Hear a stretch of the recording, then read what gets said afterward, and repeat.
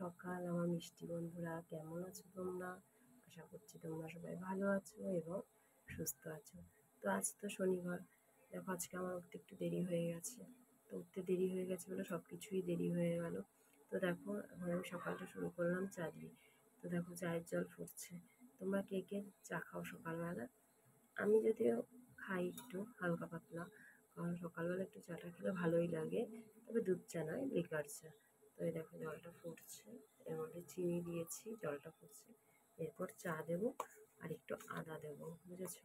কারণ লিকার চা তো শুধু যদি ফুটিয়ে নামিয়ে ফেলি মনে হবে যে গরম জল খাচ্ছি, তাই একটু আদা, একটু এলাচ, একটু তেজপাতা দিয়ে যদি খাই মনে হয় যে না একটু ভালো লাগে, বুঝেছো?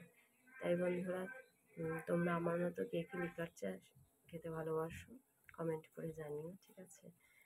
আর হচ্ছে তোমরা আমাদের বাড়িতে চলে আসো, সকালবেলা চা দিয়ে আড্ডাটা জমিয়ে ফেলি। দেখেছো কে কে চাটা সকালবেলা চা খাও? এই চা দেখেছো, কথা বলতে বলতে করে যাচ্ছিল।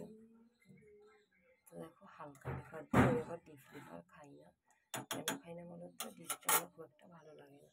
তো চলো চাটা নামিয়ে নিয়ে আসছি তোমাদের জন্য। টাটা।